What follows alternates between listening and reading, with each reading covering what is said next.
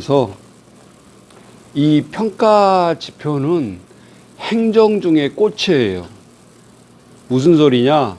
3년마다 여러분이 아동을 들어가든 노인시설을 들어가든 국가의 3년마다 평가를 받아요. 3년 동안 행정했던 것을 받는다 그 말이에요. 그럼 올해가 지금 20년이죠. 그럼 올해 지금 평가를 받는 기간은 서류가 몇 년치가 필요하냐 하면 3년치가 필요한데 올해가 2020년 지금 4월이잖아요. 그러니까 1월부터 4월달까지는 안 봐요. 그러면 2019년, 2018년, 2017년 이렇게 3년치만 봐요. 그 전에도 안 봐요. 에이? 그 전에는 이미 평가를 받았기 때문에 더 보지 않는다 그 말이에요. 서류를. 이 3년 동안을 집중적으로 해놔야 되는데 그것이 평가 영역이 있어요. 영역이. 뭐 추석분만 잘해놓으면 되는 게 아니고 뭐 회계장부만 잘해놔도 되는 것이 아니라 그 평가 지표가 이제 이 권역별로 평가 지표대로 있는데 숲을 보는 게 평가 지표죠. 그 다음에 평가 지표 속에 예를 들면 환경을 본다 그러면 환경이 뭐이 잘 돼 있었냐 1번, 2번, 3번 이렇게 쭉 소생하게 세심하게 하나하나 이렇게 잘 돼 있는지 파악을 하는 게 지표예요. 지표. 그러면 우리가 아동 공동생활가정 이제 그룹홈인데 지역아동센터도 있고 그룹홈도 있는데 아동에서 이제 앞으로 몇 시간 동안은 그룹홈을 어떻게 평가를 잘 준비할 거냐. 이게 우리 이제 실생들이 이제 쭉 해 가면서 기관에 가서 도와줘야 되고 또 뭐를 알아야 도와줄 거 아니에요. 그래서 지금 안타까운 게 선생님들 뭐 이렇게 인력을 좀 도와주고 싶어도 알 수가 없기 때문에 주로 이 행정은 손을 못 대고 있거든요. 그래서 사실은 이 평가 지표만 하고 나면 이게 한눈에 딱 보인다 이 말이에요. 전체 기관을 어떻게 운영해 가야 될지. 그래서 어떻게 보면 가장 중요한 자료이기도 해요. 그래서 3페이지 가보실래요? 선생님 여기 3페이지 넘겨보세요. 3페이지. 자, 3페이지 좀 이렇게 확대를 해서 3페이지 앞에 목차 여러분 밴드에 보세요. 거기 보면 몇 가지 영역이 나와 있어요. 20가지. 그래서 시설, 환경, 안전, 두 번째가 응급상황 이 발달했을 응급상황이 발생했을 때 어떻게 대처할 것인가. 세 번째, 기관의 회계가 투명한가, 투명성. 직원 교육을 어떻게 하냐. 그리고 직원 교육을 무슨 비용을 통해서 직원 교육을 했냐. 그래서 직원 교육 활동비. 다섯 번째, 직원 교육 활동 시간. 직원 채용을 공정하게 했냐. 공정성. 시설장의 전문성. 그다음에 여덟 번째, 직원 복지. 아홉 번째, 후원금을 어떻게 사용하고 관리하느냐. 그다음에 열 번째는 비밀 보장. 학대 예방 및 인권 보장. 12번째, 아동 고충을 어떻게 처리하냐. 그다음에 13번째, 교우 및 학교 생활에 관한 서류를 근거를 잘 남기고 있냐. 이제 이런 것을 보고요. 그다음에 14번째, 아동 상담을 어떻게 해왔냐. 이거를 봐요. 그리고 15번째, 공동생활가정 프로그램, 가족관계 프로그램, 17번째, 태소, 아이들이 태소를 하고 난 다음에 소리를 어떻게 잘 해놨냐, 그걸 보는 거고. 18번째는 아동의 욕구 수렴, 그 다음에 아이들이 뭐가 부족하고 학습이 부족할 때 맞춤으로 어떻게 아이들을 교육을 했냐, 그 근거를 본단 말이에요. 무조건 학원 보냈어요. 그러면 되는 게 아니에요. 예? 그 다음에 끝털이 20번째는 아이들이 매달 예금을 통해서 아이들 자립을 돕고 있냐, 이 디짐 씨앗 통장이 잘 예금이 되어 있냐, 이미 다 그 통장까지 다 보고 확인을 하고, 요게 20가지 영역을 대체로 본다 그 말입니다. 그러니까 이거를 서류로 다 내놔야 된다. 평가 받을 때. 예? 그러니까 이게 대충 해가지고 되는 서류가 아니죠. 예. 그러니까 우리가 어떻게 해야 되냐 하는 것이 중요하단 말이에요.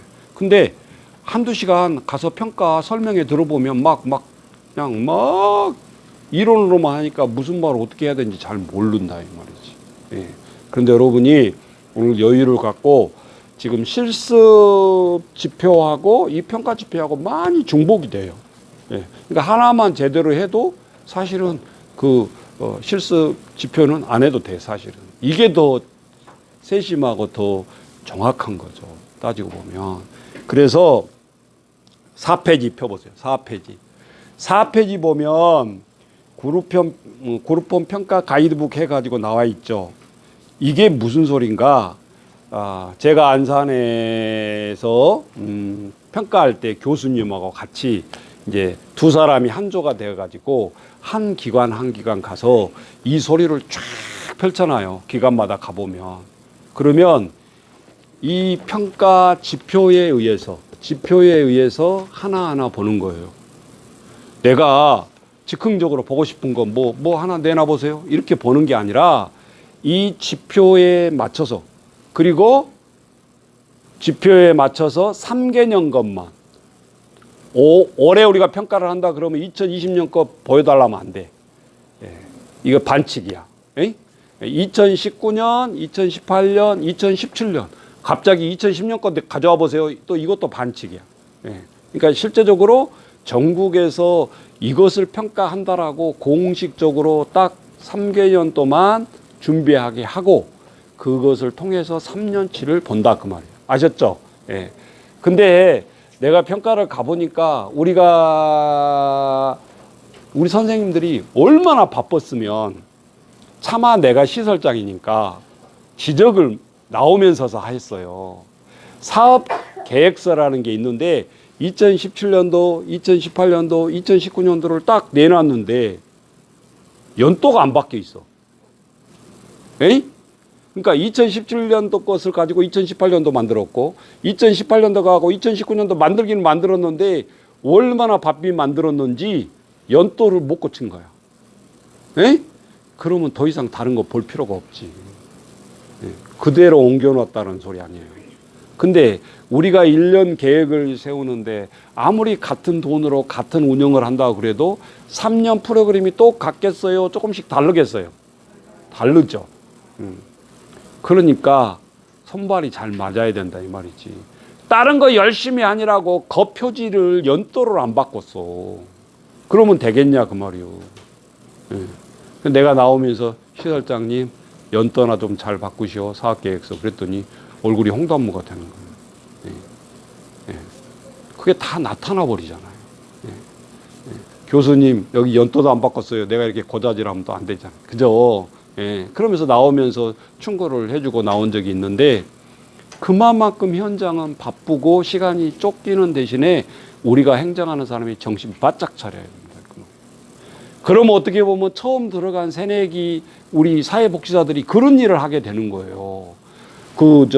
행정의 표지부터 그런 거 붙이기 뭐 하는 거. 왜냐하면 이 자세한 것은 상담록 같은 게 쓰기 어렵잖아요. 근데 가장 중요한 파트에 또 들어가게 된다 그 말이지. 일을 못 한다고 일을 도와줄 수 없는 게 아니라 그런 것까지 일일이 신경 쓰기가 너무 더 어렵다 그 말이지. 오래된 분들은. 그래서 자기가 이 평가 지표를 뭐를 해야 되는가 잘 보시라 그 말이에요. 그러면 도대체 이 평가는 점수는 어떻게 주는가? 무조건 잘하면 그냥 점수를 이렇게 많이 줘버리는가? 그러지 않아요. 1점 1점 정확하게 주게 돼 있어. 우리가 이제 첫 번째 4페이지 보면 거기 보세요. 제일 먼저 보는 것이 그룹홈 딱 들어가서 시설 환경을 보는 거예요. 뭐 어차피 오래된 집이고 빌라고 뭐 좋은 아파트 아니고서야 뭐 아무리 페인팅 칠해도 뭐 그것이 그거죠. 그런데 그렇지 않아. 그 페인트 벽이 오래됐냐 새거냐 그걸 보는 게 아니에요. 딱 들어가서 아이들이 가정처럼 이렇게 생활하기가 깔끔하게 잘 해놨냐 이걸 보는 거지. 뭐 비싼 집에 하든 아파트 뭐 60평에서 하든 30평에서 하든 그건 상관이 없다 그 말이지. 자격 이상만 평수가 되면. 아셨어요?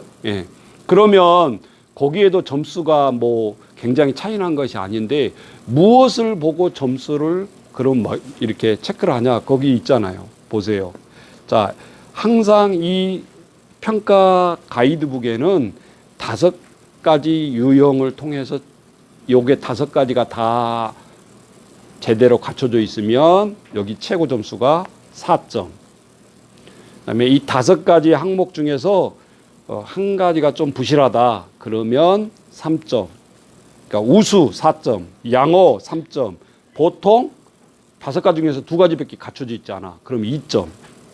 그다음에 이 5가지 항목 중에서 하나만 갖춰져 있다. 그럼 미흡. 그러면 여기 4점 만점에 한 개만 체크를 해서 점수를 받는 다음에 몇 점 받는 거예요? 1점. 3점을 잃은 거야, 벌써. 그러면 3점을 이렇게 되는 항목 중에 10개가 나오면 30점이 감점이 돼버리는 거예요. 그럼 100점 만점에서 아무리 잘 나왔자 70점 나오는 거야. 70점은 보통도 안 되는 거죠. 예. 그러니까 행정이 뭐 조금 잘못했다고 점수가 뭐 많이 나오고 조금 하나 틀렸다고 뭐 팍 깎이고 그러질 않는다 그 말이지. 예. 그러니까 이것은 요령으로 할 수 있는 평가 서류가 아니에요. 빠지지 않게 하나하나 꼼꼼하게 해야 점수가 토탈 점수가 많이 나올 수밖에 없다 이거지. 예. 자, 그러면 한번 보세요. 자, 우리 처음이니까 한번 지표 한번 읽어볼까요? 자, 시설 환경 1번 뭐라 그랬어요? 공동생활 주변은 주거 지역으로서 아동에게 유해하지 않는 환경이다. 이 말이 무슨 말인가? 옆에가 굴폼인데 옆에가 막 술집이 있고 막 그래. 그러면 이거는 유해 환경이라는 거지. 예. 대리석으로 지어진 그룹홈이라 좋은 시설이 아니라 옆에 유해 환경이 있으면 이거는 감점이 되는 거예요. 아셨죠? 예. 두 번째, 공동생활 가정 실내는 일반 가정과 유사한 환경으로 조성되어 있다. 공동생활 가정이니까 그 그룹홈이 가정다운 그런 분위기여야 된다. 그런 시설이고 또 주변의 환경이어야 된다라는 거예요. 세 번째 뭐라고 그랬어요? 아동이 생활하고 활동하는데 불편함이 없는 정도의 책상, 컴퓨터, 개별 서랍장 등이 구비되어 있다. 나는 처음에 우리가 평가할 때 책상 얘기하길래 야, 얘들이 6명, 7명인데 그럼 책상이 7개가 있어야 되나? 도대체 이게 어떻게 된 거야?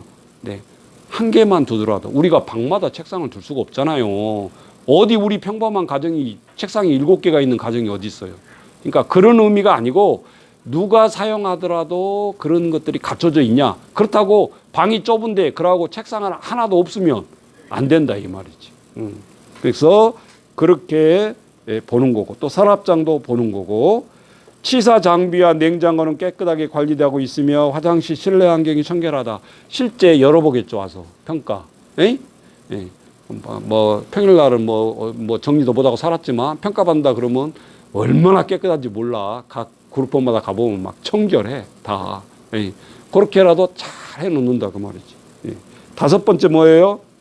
아동의 보호를 위해 방충망과 방범창이 설치되어 있는가. 어느 집 가보면 막 땜빵을 많이 해놨어. 돈 몇 푼 들어가지도 않는데 지저분하잖아요. 있죠? 모기장 같은 그런 거 방충망이 잘 되어 있는가, 모기가 안 들어오게 잘 설치가 되어 있는가 이런 거를 본단 말이에요. 그게 뭐냐면 이제 그림으로 보게 될 거예요. 5페이지부터 보세요. 이게 유해하지 않는 환경 샘플로 이렇게 제시를 해놨어요. 여기는 아파트 단지의 그룹홈이죠. 5페이지 됐죠? 예. 그 다음에 6페이지 이제 쭉쭉 넘어갈 거예요. 자, 일반 가정과 유사한 환경이라는 거. 맨 왼쪽에 보면 TV와 볼 수 있는 시청각 하게끔 되어 있죠. 오른쪽에 아이들 책상이 잘 정리되어 있죠. 예. 그 다음에 밑에 화장실, 변기, 예? 가정 전체가 한 토막 다 거기서 찍어서 올려놓은 거예요. 그 다음에 아이들의 공부하는 책꽂이의 정렬대. 예. 또 한 장 넘겨보세요. 7페이지. 7페이지 보면 아이들의 사물함, 그 서랍장 농이 있죠. 맨 좌쪽에 그 가구가 있고, 그 다음에 오른쪽에 책상에 있는 그 책꽂이가 보이고, 그 다음에 밑에 사물함 있죠. 이 사물함이 개수가 많아야 돼. 왜 그럴까요? 7명이니까. 거기다 이름까지 다 붙여주면 더 자세하게 좋겠죠. 뭐 남들이 와서 볼 때는 이게 누구 것이 있는지를 모르잖아요. 그러니까 너무 또 글씨를 크게 써가지고 낙인효과 하지 말고 알아먹게 무늬를 붙여가지고 뭐 이름을 써준다든지 이런 식으로 그렇게 해서 구별되게끔만 해놓으면 될 것 같아요. 자, 또 넘겨보세요. 8페이지 넘어가 보면 자, 개인별 책상. 거기 보니까 오른쪽에 보니까 상 하나도 책상이 될 수밖에 없어요. 에? 뭐 6살짜리, 7살짜리는 여기서 공부해야 되는 거지. 예. 그러니까 꼭 갖춰져 있는 그런 큰 책상만 얘기하는 게 아니겠죠. 예. 그렇게 해서 아이들이 학습하고 하는 것을 이제 사진으로 그렇게 올려놨어요. 요게 세 번째. 예. 개인 사물함이 갖춰져 있냐 평가를 하는 지표예요. 9페이지 넘어가 보세요. 거기 보면 아이들이 요즘 이제 SNS 할 수 있도록 컴퓨터와 이렇게 정보화를 할 수 있도록 아이들이 갖춰져 있냐. 그 다음에 10페이지 넘어가 보세요. 10페이지 밴드에 있어요. 밴드에. 밴드에 올려놨어요. 지금 이거 그대로 페이지 수 밴드 보시면 돼요. 자, 거기 10페이지 보면 개인 컴퓨터 있고 한 장 더 넘겨주세요. 에? 애 걸렸다고? 예. 자, 10페이지에 보면은 밴드에 보세요. 거기 보면 부엌이 돼 있잖아요. 부엌, 치사 장비와 냉장고. 왼쪽에는 그 전기로 요즘은 이제 또 가스를 많이 안 쓰고 전기로도 많이 하고 그러잖아요. 이제 이렇게 가스로 하는 그런 걸 대용해서 요즘은 전기로도 하고 부엌에서 왜냐하면 가스에서 나오는 그런 물질 때문에 요즘은 전기 이런 걸로도 많이 하고 있잖아요. 그리고 옆에 냉장고 이렇게 구비되어 있습니다. 그래서 네 번째 치사 장비와 냉장고를 보고요. 그 다음에 이제 화장실에 가가지고는 화장실과 실내 환경 이거를 아이들이 잘 사용하고 있는지 그런 환경인지를 본다라는 거죠. 그 다음에 12페이지 한 장 더 넘겨주세요. 12페이지에 보면 이제 창문을 많이 열어놓고 여름에도 막 그러잖아요. 근데 그 방충망이 잘 돼 있냐 이제 이런 걸 보는 거예요. 예. 그래서 우리가 막 방충망 조금 구멍 조금 났는데 다 교체하기 너무 어렵죠. 그럼 요즘 다이소에 같은 데 가면 1,000원, 2,000원에 팔아요. 방충망 땜빵한 거 있어요. 예. 그런 거 사다가 딱 붙이면 좋겠죠. 예. 그러니까 또 지혜도 좀 있어야 돼. 돈은 없는데 뭐 조금 있다고 다 때려 부술 수는 없잖아요. 예? 그래서 우리 선생님들이 그런 것을 지혜를 가지고 잘 메모해 놨다가 기간 가가지고 그렇게 보수를 하면 될 것 같고 또 잠금 장치가 잘 되어 있냐. 물론 남자들만 7명 사는 데보다는 여름에 특히 여자들 고등학생들 중학생들 이런 집들은 시건 장치를 잘 해놔야 돼요. 예. 여름에는 문을 열어놓고 살고요. 1층에서 제가 살아본 적이 있는데 1층이 밑에 사람한테 소음을 안 좋으니까 좋기는 하는데 나쁜 점이 있어요. 여자 전용 시설들은 문을 다 열어놓고 살 수가 없어. 여름에는 다 보이니까. 예? 그러니까 또 방충망을 아주 아주 철저하게 막 교도소 그렇게 하듯이 그렇게 해야 돼. 또 예. 그렇지 않고는 또 위험하잖아요. 예. 그러니까 다 장단점이 있는데 시건 장치부터 잘 해놔야 돼. 자, 그 다음에 우리 13페이지에 가보면 두 번째 보세요.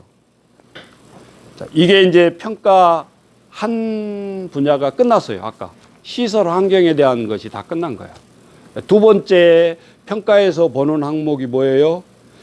아이들이 아프거나 어떤 위험한 아이들이 어떤 상황이었을 때 그 그룹홈에서 대처할 수 있는 능력을 보는 거예요. 그리고 어떻게 잘 해놨는지 그것을 보는 거예요. 13페이지 보니까 응급 상황에 대한 안전체계 구축 그렇게 돼 있잖아요. 네. 우리 한번 읽어볼까요? 시간이 없으니까 우리 이 타이틀 읽고 같이 보고 뒤에 다 그림이 나오니까 쉬워요. 자, 1번 뭐라고 그랬어요? 아동을 위한 응급대처 매뉴얼이 있냐? 지역사회 유관기관과 연계체제를 구축하고 있냐? 이런 것은 아이들이 아프면 병원, 뭐 소방서 이런 것이 딱 한눈에 보여지게 잘 이것을 비치해 놨냐 그 말이에요. 119만 전화번호 알면 안 되겠죠. 그러니까 모든 것을 네트워크로 되어 있어야 된다 그 말이지. 세 번째, 응급 상황 시 비상 연락망 조직을 운영하고 있냐. 근무는 나 혼자 하지만 어떤 일이 발생했을 때 내가 근무자고 대표자한테 얘기해야 되고 시설장한테 얘기하고 또 같이 근무하는 구분한테도 전화를 해야 되고 1분 안에 착착착착 이렇게 시스템이 연결이 돼야 되잖아요. 에이? 근데 좀 답답할 때가 있어. 자기 근무 아니라고 아무리 전화를 해도 전화가 안 돼. 예. 그러면 안 되겠죠, 선생님들이. 예. 내가 비근무를 할지라도 항상 비상시에 전화를 받을 수 있는 길을 열어놔야 되지. 예? 예. 자, 그 다음에 네 번째, 응급 상황에 대한 예방 교육을 연일에 실시하냐. 그래요. 우리 학교에서 지진이 일어나면 학교에서 그런 대비 훈련하죠. 책상 밑으로 들어가서 숨어라 뭐 이런 거 있잖아요. 요즘 뭐 자꾸 지진이 있었을 때 학교도 그 예방 교육을 하잖아요. 예. 그러니까 그룹홈도 갑자기 지진이 일어난다. 재작년인가 갑자기 우리 새 아파트 19층인데 애들이 전화가 왔어요. 목사님 흔들려요. 뭐가 흔들려 놈아. 그러니까 집이 흔들려요. 그래서 뭐 에이 거짓말 무슨 집이 뭐 여기까지 지진이 오겠나. 진짜 흔들린 거예요. 예. 애들은 민감하잖아요. 예. 우리는 모르지만. 예. 그러니까 벌써 이런 것은 대구인가 어디죠? 예. 지진 포항 심할 때 주민들이 못 들어갔잖아요. 계속 여진이 계속돼 가지고 그것보다 불안한 게 어디 있겠냐고요. 그러니까 이런 것이 우리가 들어서만이 아니라 실제 우리 주변에 지금 위험한 상황들이 일어나고 있다라는 거예요. 우리는 설마 이쪽은 아니겠지 했는데 결국 남양주까지도 지진이 여파가 있었던 거죠. 자, 다섯 번째, 화재 안전사고에 대한 자체 모의 훈련을 연일에 실상해야 된다. 그러니까 여기 보면 응급 상황도 우리 그룹홈에서 한번 해봐야 되고 1년에 한 번씩. 그 다음에 화재도 해봐라. 요즘 우리 그룹홈에 가보면 화재기 놔뒀죠. 이게 다 말하는 소화기야. 핀을 빼세요. 뭐 어떻게 하세요? 어떻게 하세요? 다 가르쳐줘 거기서. 그러니까 요즘은 초등학생도 다 할 수 있다 이 말이죠. 그리고 요즘은 소화기 빼서 핀 빼서 하는 것 말고 투척 소화기라고 또 나와 있어요. 이렇게 음료수병처럼 이렇게 딱 부엌 앞에다 놔둬가지고 화재가 나면 집어 던지면 되는 거거든요. 그래서 이제 그런 투척 소화기도 있고, 그러니까 실제적으로 그런 것들을 잘 작동하고 있는지 점수를 매겨요. 여기도 4점이죠. 요게 5개 다 갖춰져 있으면 5점. 하나 미숙하면 이제 4점. 우수가 4점. 하나 부족하면 양호 3점. 3개 항목이 다 해당하면 2점. 도대체 잘 해놓지도 않았다. 겨우 하나 해놨다 그러면 1점. 이렇게 이제 평가를 받는 게 되겠죠. 자, 매뉴얼 한번 볼까요? 자, 목차 쭉쭉쭉쭉 넘겨보세요. 몇 페이지까지 가냐? 그러면 16페이지로 가보세요. 16페이지. 거기 16페이지 가보면 아동 응급 대처 매뉴얼이 있죠. 이거예요. 자, 이걸 왜 하냐? 갑자기 발생한 외상이나 질환의 최소한도의 치료를 행한다. 예를 들면 아이가 라면 끓여 먹다가 냄비에 엎질러 가지고 화상을 입어서 많이 일어나요. 이런 일들이. 예? 라면 끓인 것이 쉽게 보이거든. 근데 어느 날 선생님이 없을 때 잠깐 나갔다 온 사이에 지들이 라면 끓여 먹는다 하다가 이렇게 다치는 수가 있어. 그러면 첫 번째 당하는 게 뭐예요? 화상이야. 근데 되었다가 뭐 혼날까 봐 또 말을 안 하고 있어. 화끈거리죠. 그러니까 처음에 그렇게 되어졌을 때 화기를 빼야 되는데 그냥 가만히 있는단 말이에요. 혼날까 봐. 그때 화상을 입었을 때 바로 조치한 것하고 하루 지나서 조치한 것은 엄청난 차이가 나죠. 그러니까 이런 것들을 미리 사전에 아이들을 모아놓고 그룹홈에서 선생님이 잘 지시를 해요. 너희들이 안 되는 게 최상이지만 실수로 이렇게 화상을 입었을 때는 선생님한테 빨리 얘기해라. 그러면 그룹홈 내에는 뭐가 준비되어 있죠? 비상 약품함이 있어요. 그것도 갖춰놔야 되는 거예요. 거기에 연고부터 해서 다 일반 의약품을 다 갖춰놓은 상황에서 응급조치가 들어가야 돼요. 예. 그렇게 해서 하시면 되고, 여기에 보면 도저히 집에서 안 되겠다. 그럼 뭐예요? 선생님이 좀 글씨를 좀 펴봐. 글씨가 안 보여. 응급 상황 파악. 그 다음에 응급 처치 실시. 그래도 이게 잘 낫지 않을 것 같아. 그러면 가까운 병원으로 이송하라 그 말입니다. 그래서 처치를 받으라. 무조건 뭐 조금 되었는데 막 또 병원 막 데리고 가고 막 그러지 말고, 도저히 안 되겠다 이거는, 그럴 때는 병원으로 이송해서 하면 됩니다. 자, 17페이지로 가보세요. 17페이지에 보면 자, 여러 가지 이제 그 외상의 그 종류가 나오는데, 첫 번째 다치는 찰가상, 타박상, 첫 번째 그거고 연고 발라주고 그러면 되겠죠. 두 번째 열상, 피부가 찢어진다든지 이런 경우에 식염수로 수돗물로 상처 부위를 깨끗하게 하고 붕대나 이런 것을 덮어가지고 병원에 가서 치료를 해줘야 되겠죠. 또 뭐 침대에서 떨어지고 아이들 장난하다가 뼈 부러지는 거, 골절된 거, 치아가 부러질 때도 있고 빠질 때도 있고, 화상을 입고, 엄청난 그런 일들이 많이 일어납니다. 학교 갔다 오다가 놀이터에 올라가서 까불고 놀다가 또 철봉에서 떨어지기도 하고 팔 부러지기도 하고. 요즘은 우리 그룹홈도 그런 일이 별로 안 일어나는데, 초창기에는 왜 그렇게 많이 일어나는지 모르겠어요. 하나의 치료해 놓으면 또 하나의 발생하고 또 하나의 발생하고. 이 아이들이 사고가 일어나면 힘든 부분이, 그때는 2명 근무를 하거든요. 그러면 1명 근무하고 가면 1명이 다 해야 돼. 그러면 아이 다치면 병원에 데리고 가면 그룹홈에 누구 있어요, 없어요? 없어. 그러면 6명이 또 방임이 되는 거야. 이렇게 치료하는 것도 어렵지만 생활하기가 너무 어려운 거예요. 인력이 없다 보니까. 그러니까 오늘 우리들이 이렇게 이제 평가를 받을 때 큰 어디죠? 보육원이라든지 이런 게 3, 40명 직원이 있는 데는 다 자기 파트가 있어요. 간호사도 있고 뭐 조리사도 있고 다 있잖아요. 근데 그룹홈은 뭐죠? 1인 10역 해야 돼. 빨래도 해야지, 밥도 해야지, 아이들 공부도 하는데 갔든지 학원도 데려다 줘야지, 뭐 병원도 데리고 가야지, 뭐. 그러다 보니까 조금만 기간이라 편할 것 같다 그런 생각을 한단 말이에요. 택도 없는 소리. 보육원보다 훨씬 업무가 많잖아요. 그러는 거예요, 지금. 자, 18페이지로 가보세요. 18페이지로 가보면, 이렇게 이제 비상망을 해놔야 돼. 저기 보면 시설 대표자 있고 소방안전관리자 이렇게 부대장 있잖아요. 그러니까 부대장은 이제 우리가 보육사라든지 생활복지사가 되겠죠.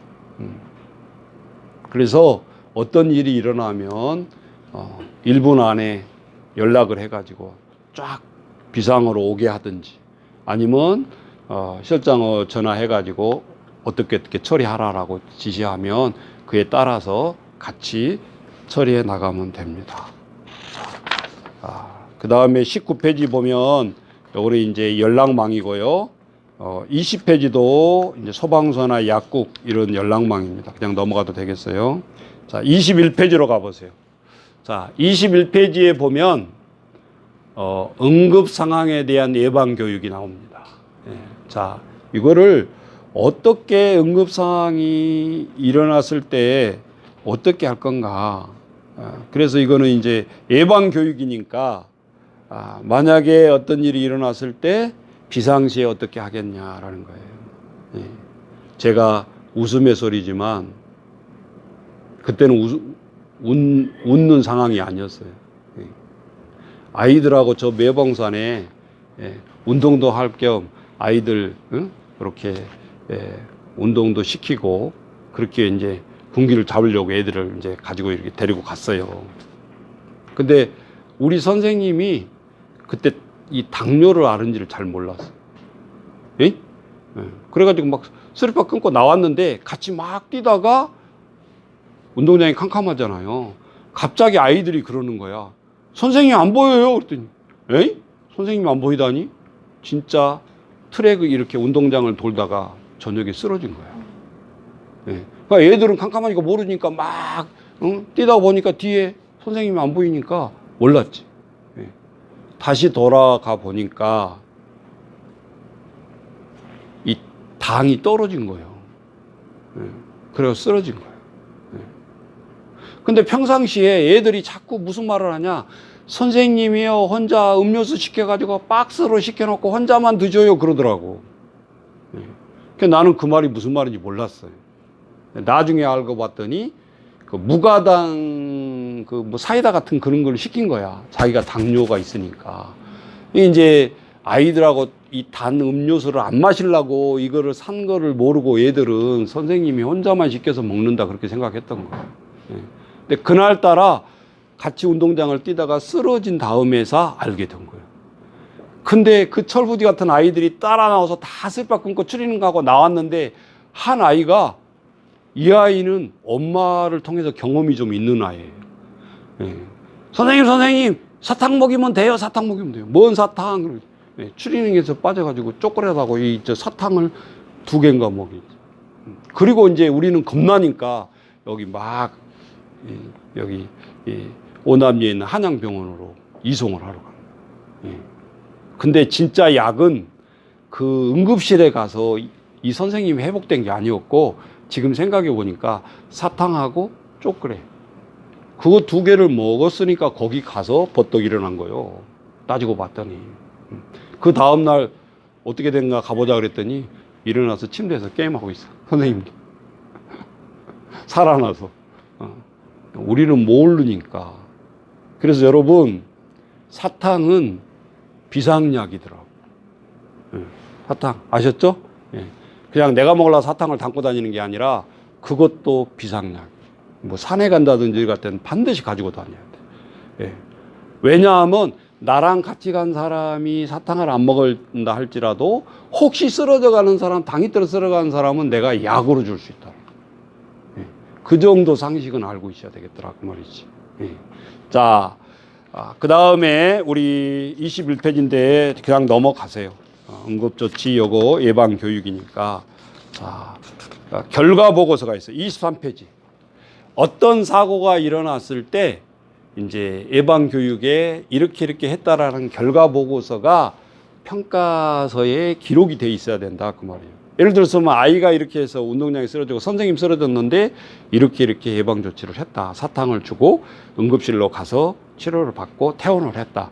이런 것을 실제적으로 이런 기록지에다가 써놔야 된다 그 말이죠. 실화처럼. 실제적으로 예방교육에 대한 것을 했느냐. 그래서 병원에 간 기록지 그런 이런 계산서라든지 이런 것까지 정확하게 해가지고 이 평가 뒤에다가 붙여놔야 돼요. 그러면 실제적으로 확실하잖아요.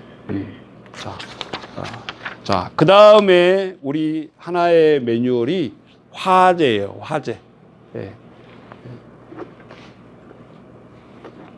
여러분 기관에서 아이들 다치면 그거를 배상하기 위해서 보험을 들어요. 또 하나 무슨 보험을 드려야 될까요? 화재보험이에요. 화재보험. 화재보험이 비싸요, 싸요? 비싸지 않아요. 잘 안 일어나잖아요. 상해보험은 더 비싸죠. 그런데 왜 꼭 들어야 돼요? 내 집이 아닐 때는 이게 더더구나. 한번 불나면 끝나는 거예요. 문 닫아야 되잖아요. 배상 책임보험, 내 집이 아니더라도 요즘은 새 들어 사는 그런 집도 화재보험에 몇 억씩 들 수 있어요. 그렇게 보험을 딱 들어놓고 복지시설을 하면 화재가 일어나요, 안 일어나요? 안 일어나. 보험을 드면 또 안 일어나. 이게 희한하게. 그죠? 예. 교통사고도 그러듯이 실제적으로 이런 부분들은 내가 들고 싶어서가 아니라 평가에서도 점수도 우리가 들어있고 의무적으로 들게 돼 있어요. 이 두 보험은. 그러니까 잘 여러분이 보험을 들으면 좋겠어요. 예. 대비를 하면 되고요. 자, 화재 발생 시 그럼 어떻게 해야 되나? 화재 나면 어떻게 해야 돼요? 당연히 119로 신고해요. 신고하기 전에 아까 얘기했잖아요. 투척, 소화기로 던지든지 핀을 뽑고 일단 소방서에서 오기 전에 우리가 1차 진화를 해야죠. 할 수 있는 데까지는. 그러기 위해서 그 실제 훈련을 해봐야 돼요. 그러니까 우리 아이들 데리고 여기 진건 소방서 있거든요. 데리고 갔어요. 해줘요. 근데 어떤 훈련까지 해주냐면은 소화기에 물을 이렇게 진화하는 것까지 해줘요. 근데 그 수압이 무지무지하게 세요. 아이들 호스 잡으라니까 막 얘들이 끌려다녀. 그 정도로. 나무에다 쏘는 행태로 해가지고 하고 또 실내에 들어가서는 우리 압박하는 거 있잖아요. 그거 또 실제적으로 하고 아이들이 전번에 뉴스에 한번 나왔죠. 아이가 학교에 방과 후에 오는데 갑자기 어떤 아저씨가 쓰러졌어요. 그런데 그날따라 그 교육을 받은 거예요. 아이가 여자아이였는데 과감하게 가서 배운 대로 가서 이거 했어요. 그래서 살렸잖아요. 그래서 전국에 뉴스로 나왔잖아요. 교육이 뭐 그냥 교육만 하면 뭐 하냐 이거예요. 지금 선생님들이 이렇게 교육하면 뭐 하냐 이 말이죠. 실제적으로 내가 아는 것을 하는 것이 중요하죠. 그러니까 교육도 정확한 교육도 듣는 것도 중요하고 왜 정확하게 들어야 내가 가서 용감하게 할 수가 있거든요. 두렵지가 않거든요. 그럴 때는. 그러니까 심폐소생할 때도 그 소방서에 가서 해보니까 말랑말랑하게 진짜 우리 인체 구조처럼 만들어놨어. 이게 딱딱하게 해놓고 형식만 취하게 하는 게 아니라 진짜 이렇게 쿠션이 들어가게끔. 그런 감각 한번 없이 눌러보지 못한 사람이 진짜 심폐소생이 필요한 앞에 가서 할 수 있을까요? 못해요. 겁나서. 그러니까 아이들을 이렇게 책상에서 가르치는 교육만이 아니라 이 의무 교육은 무조건 아이들을 데리고 가서 내가 가정에서 말로 할 수도 있지만 그런 기관에 가가지고 실제적으로 이렇게 해주는 것이 무엇보다도 중요하다. 자, 그 다음에 우리 안전관리 매뉴얼로 넘어갑니다. 26페이지.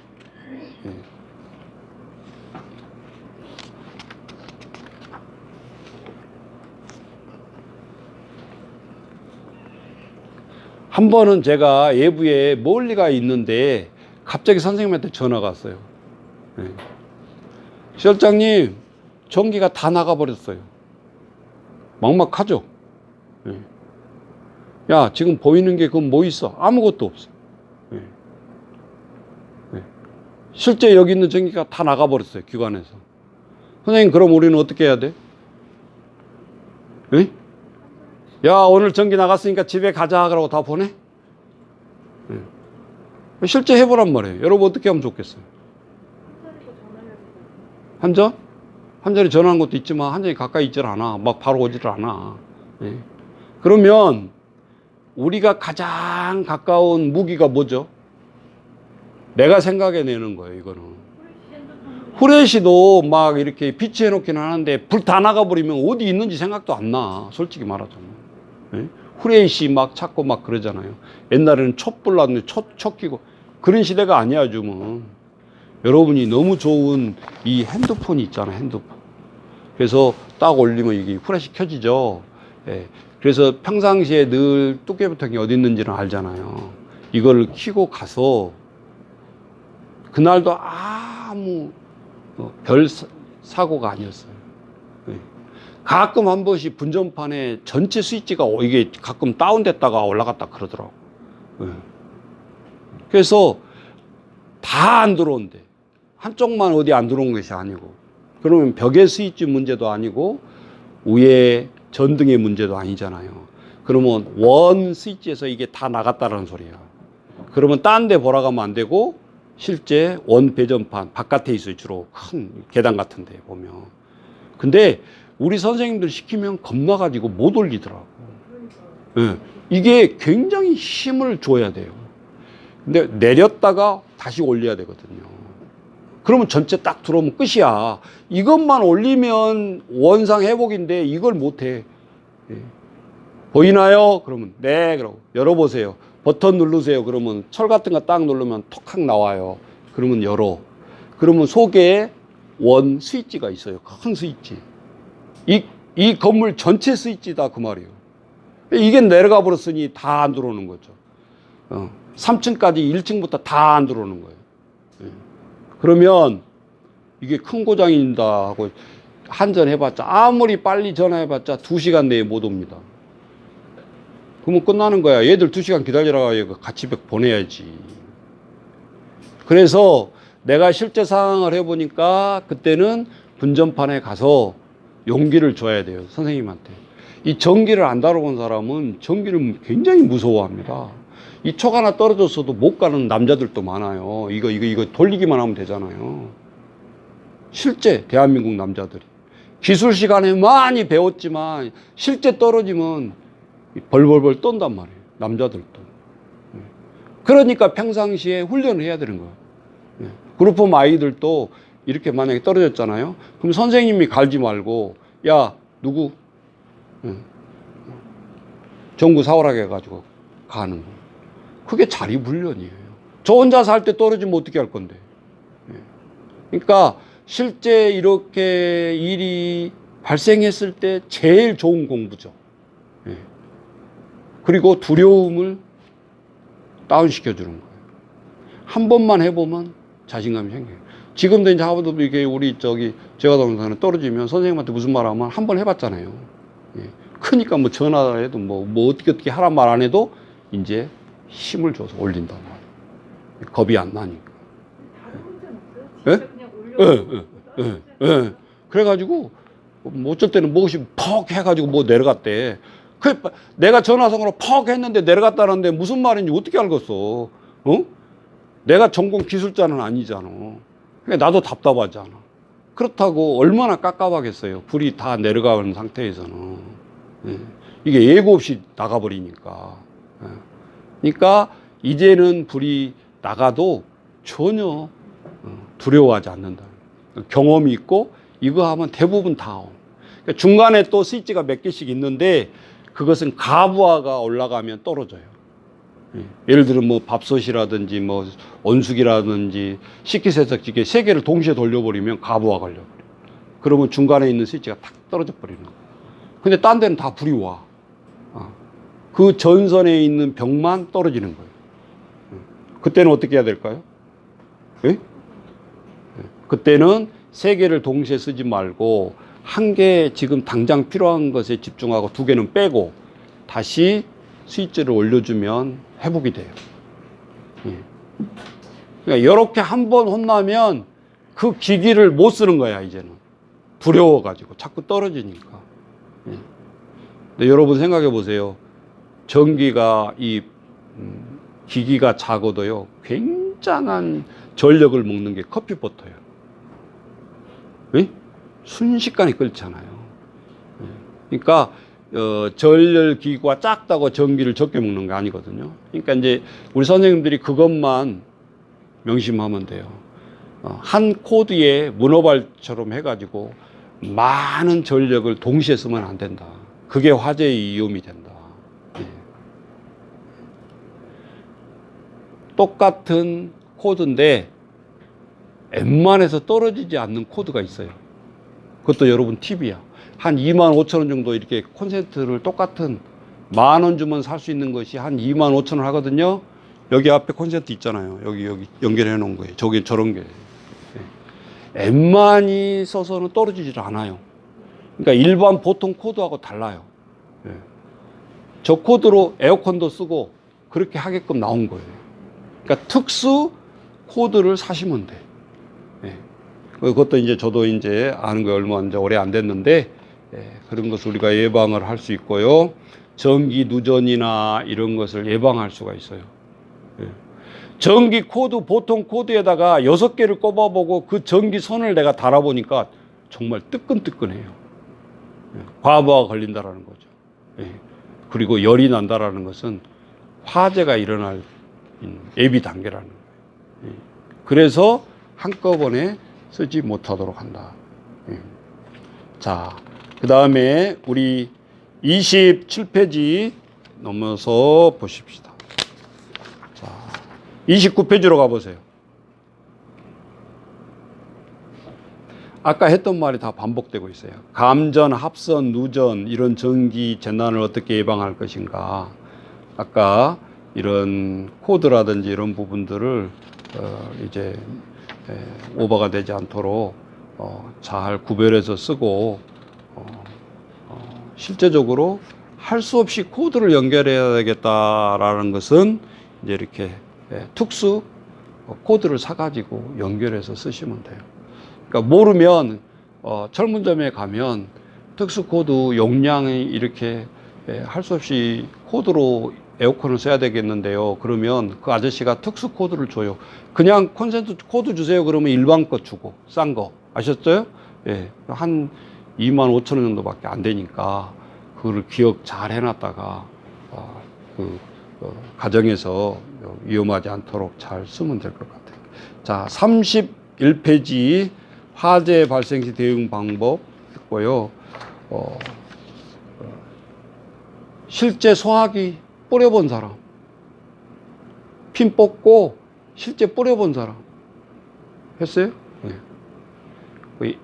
애들은 호기심에 빼가지고 가끔 하거든요. 근데 함부로 방에서 실내에서 하면 안 돼. 네. 나온 다음에 대책이 힘들어. 네?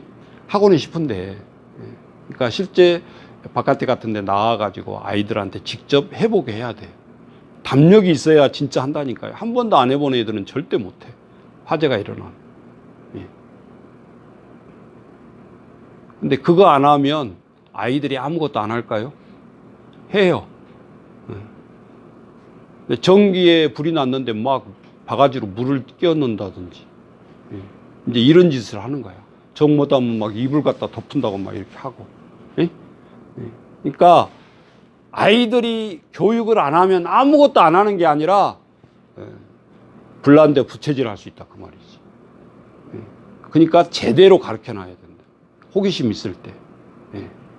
그래서 실제적으로 소방서 같은 데 가면 아저씨들이 제복을 입고 딱 이렇게 긴장감을 주면서 교육을 해줘요. 우리 며칠 날 방문하면 안 될까요? 그래가지고 하면 자기들도 손님이 오면 다 실적이야. 귀관을 귀찮아하지 않아. 오히려 우리가 안 가지 그 사람들은 만사 오케이야. 오면은. 언제 우리가 소방서 호스로 물 뿌려보겠어요. 교육 가가지고 직접 해보는 거지. 그럼 아이들은 그것보다 더 좋은 교육이 어디 있겠냐 그 말이지. 자, 그 다음에 우리 33페이지 넘어가고 1시간이니까 이제 35페이지로 가보세요. 항상 이런 화재 모의 훈련을 계획하고 아이들과 교육을 했으면 이렇게 훈련했다라는 결과 보고서를 써놔야 돼요. 지금 우리는 평가 대비한 교육이에요. 이걸 뭐 누구 보여주려고 자랑하려고 하는 교육이 아니라 그 말이지. 그러니까 실제적으로 아이들 소방서에 데리고 갔으면 그 하는 것을 놓치지 말고 우리 사회복지사는 늘 핸드폰 사진 찍는 것, 생활화해야 돼.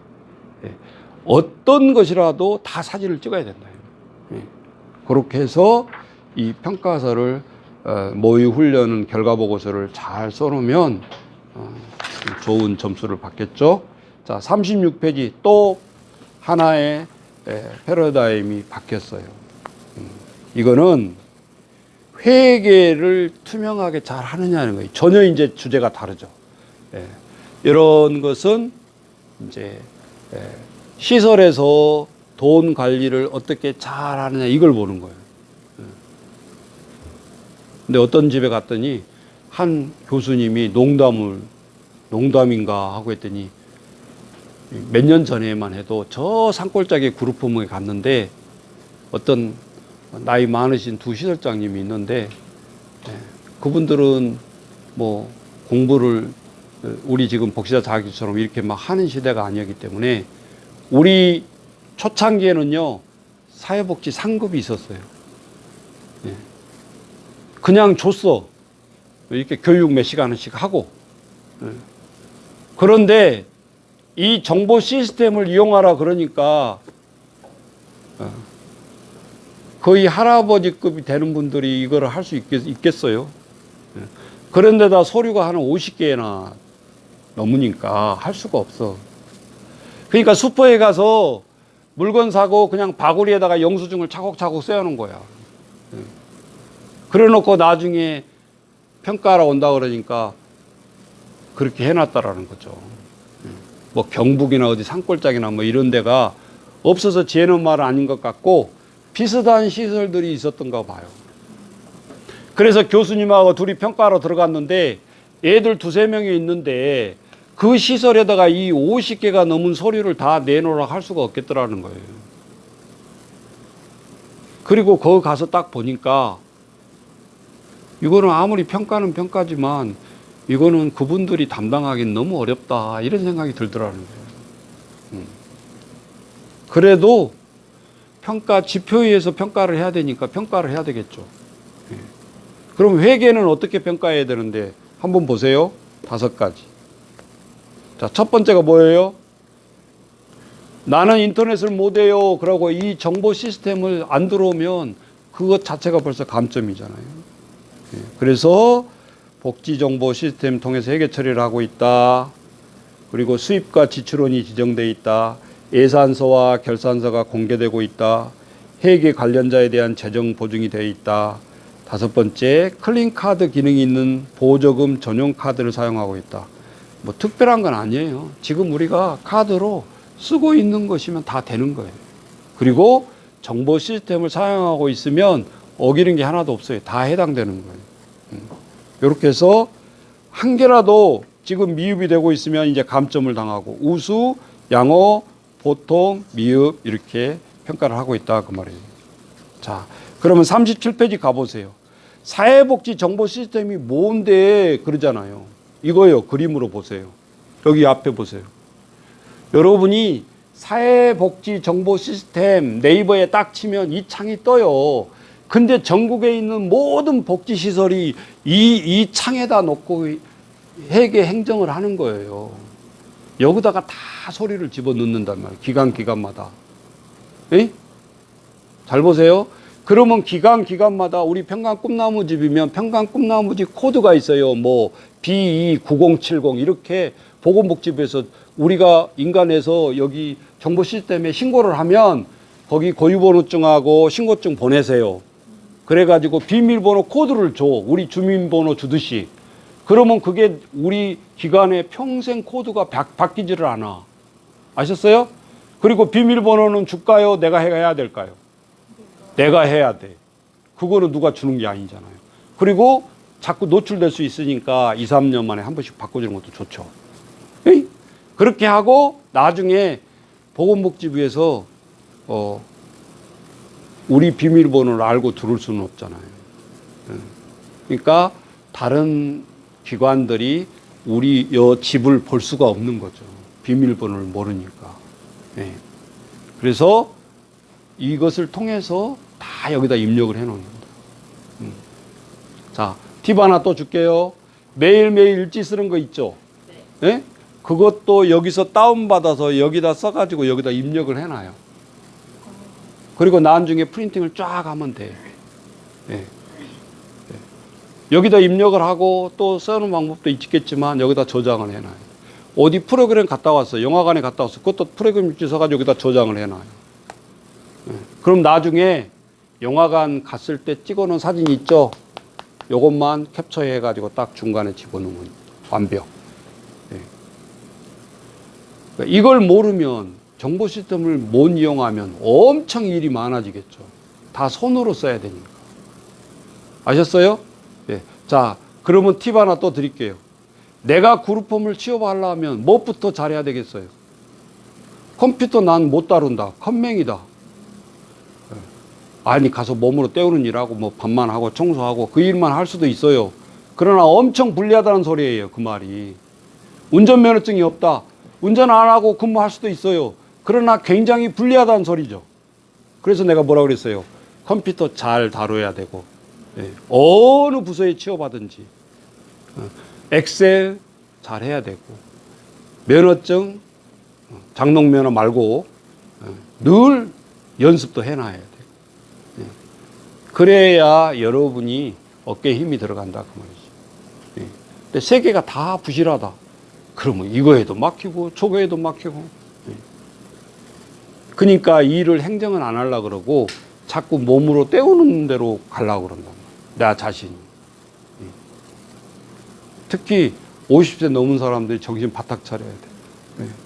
우리도 잘 안 되더라고 이게. 뺐나 배워도 잘 안 돼. 엑셀 막 이런 것도 젊은 사람 빨리빨리는 못해. 근데 빨리빨리 하는 게 중요한 게 아니라 밀리지 않고 젊은 사람들 10분 안에 하는데 내가 30분이 걸리더라도 내가 해 나가야 돼. 취업하기 위해서 그렇게 한 게 아니라 내가 나중에 결국은 어떤 기관을 운영하더라도 내가 엑셀과 이런 시스템을 모르면 안 된다 그 말이죠.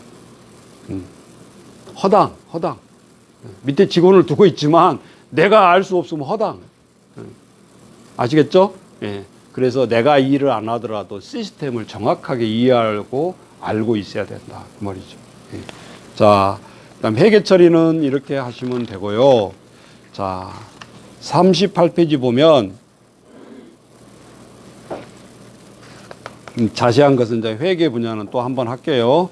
시스템만 아시면 되니까 수입과 지출 이렇게 해서 하시면 되고 39페이지 가보세요. 여기가 중요해요. 자, 우리는 근무를 하다 보면 내가 컴퓨터 못하니까 비 선생님이 다 해 막 이러고 그러면 안 돼. 반드시 그 시설에 시설장, 보육사, 또 생활복지사 해야 될 업무가 있는 거예요. 그것을 뭐라고 그러냐? 따라서 해보세요. 업무, 분장표. 예. 요양원에 가도 마찬가지예요. 간호사가 해야 될 일 있고, 그 다음에 뭐죠? 요양보호사가 해야 될 일 있고, 시설장님이 해야 될 일 있는데, 시설장님이 침대에 가가지고 어른들 막 걸레 갈아주고 막 이러면 안 된다. 그 말이죠. 해줄 수도 있겠지만, 정 바쁘고 그럴 때는 실제 업무 분장에 따라서 업무를 해야 된다. 그 말이죠. 자, 그럼 한번 읽어봐요. 시설장, 요렇게 많아요. 해야 될 일이. 보육사, 이렇게 많아요. 예? 자, 세 사람 근무한다고 그랬죠? 그러니까 시설장, 어디 갔어요? 시설장 1명, 그 다음에 보육사가 2명이에요. 1, 2. 이 세 사람이 24시간을 매일 8시간씩 교대해서 하는 시설도 있겠지만 대부분 그렇게는 못하고, 두 분은 8시간 매일 9시부터 해서 5시, 6시에 퇴근하는 사람도 있고, 한 분이 아예 풀 자는 사람이 있고, 또 어떤 데는 3일, 4일, 4일, 3일 이렇게 돌아가면서 한 분은 시설장님처럼 계속 나와서 행정을 하고, 두 분은 3일, 4일 돌아가면서 근무를 하고. 여러분 이 세 가지 중에 근무 중에 어느 게 제일 좋아요? 네? 내가 9시나 10시에 와가지고 6시에 퇴근이야. 2번 타자 선생님이 오후 6시에 와가지고 또 8시간 근무해. 에이? 그리고 한 새벽 5시처럼 또 한 사람이 와가지고 한번 근무를 해. 요렇게 하루가 풀로 세 사람이 돌아가는 것이 좋아요. 아니면 3일, 4일, 그만 7일이니까 또 다음 달은 내가 4일, 3일 요렇게 근무하는 것이 좋아요.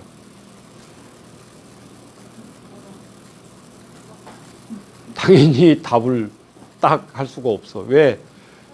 내가 초동생이나 자녀가 있으면 잠자는 게 영 안 좋아. 그죠? 그러니까 매일 왔다 갔다 8시간 근무하는 것을 선호할 수 있어. 그룹홈도. 그죠? 네. 내가 부산에서 왔어. 남양주까지.